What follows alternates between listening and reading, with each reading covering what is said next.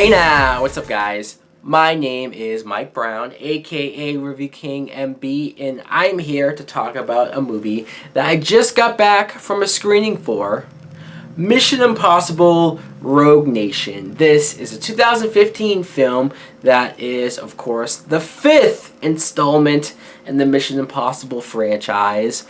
The plot of this movie is we see, of course, Tom Cruise as Ethan Hunt. At the very beginning, he's in this mission that just goes horribly wrong, as most cases do for these spies. And these actions, this event causes Alec Baldwin's character to go to the government and request for the IMF, the government that Tom Cruise and his agents work for, to be disbanded. So that's what happens. There is no organization anymore. So Tom Cruise, Simon Pegg, Jeremy Renner, all of these guys have to go rogue to try to stop this guy who's behind all these attacks once and for all. Now, what I thought of Rogue Nation was, I very, very much enjoyed this film. I did. I can't say that I'm too surprised, because even rewatching all of the Mission Impossible movies recently, you can't help but love where this franchise has gone, where it's going, how much they did pay more attention to the team aspect of these movies. It's not just all about Tom Cruise by himself being a badass. No, it's everybody playing their part. Now, don't get me wrong, Tom Cruise is a big part of this movie, of this franchise. I really like him in this film. I feel like this brought a lot out of his character. And he has the CIA after him. He has this underground organization called the Syndicate, who he's desperately trying to prove that they're real. The head of the Syndicate is this guy who Tom Cruise becomes obsessed with, and you start to wonder whether or not he can beat this guy. Is his obsession going to cost him everything, or going to be the reason why he just loses sight? Some of the other cast, you have Jeremy Renner, who I already mentioned how he was originally supposed to take over this franchise, until Tom Cruise said, nope, I'm loving this shit. So Tom Cruise isn't going anywhere, but I still like Jeremy Renner. I like that he's in this movie. Simon Pegg as Benji really almost steals the show here. He's very comical, he's very funny, but we already knew that. This movie, I just like how essential he is to this team.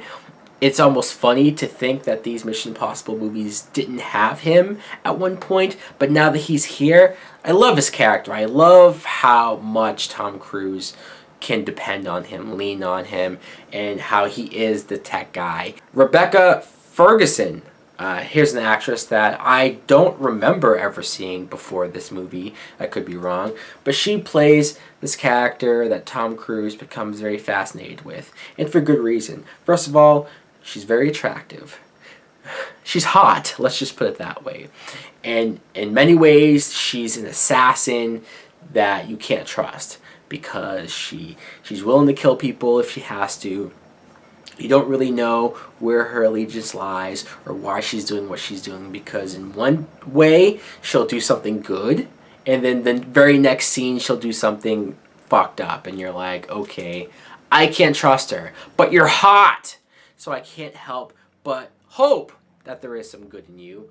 Alec Baldwin, like I said, he works for the CIA, and he's very much against Ethan Hunt, but in some ways you think, okay, here's another character that you're not really going to like, because he's there just to argue everything that the main character, the good guy, is doing, and you almost wish he would smarten the hell up and say, look, dude, don't you realize what he's doing? He's trying to save the world? Ving Rhames, I like that they keep bringing him back into the franchise, and they have him doing a little bit more. My only real complaint, because I don't have much to complain about, the action is great, the story is great, there's a whole lot going on in this movie, but the villain, I'm 50-50 on the villain. In one sense, I very much like the villain, because they wrote him very well.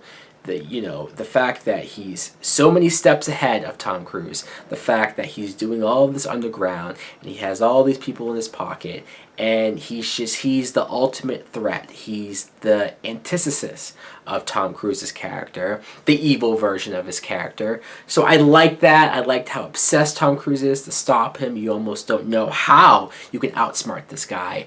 My complaint, though, is that there's really no charisma, there's no personality, there's nothing to this guy. He's played by Sean Harris. I don't know if this was like his choice, or maybe it was the director who told him to act it like this, to play it like this, to where he's just very straight, very deadpan, no emotion barely, so that makes him very forgettable. I don't know, I think it was a little bit of a missed opportunity when it comes to him as a villain. But other than that, I had fun with this film. I enjoyed it. It's definitely a full price. Go check out Mission Impossible Rogue Nation. I highly recommend it. Anyways, guys, let me know in the comments below if you are going to go check out Mission Impossible 5. Thanks for watching. Like, comment, subscribe. Later.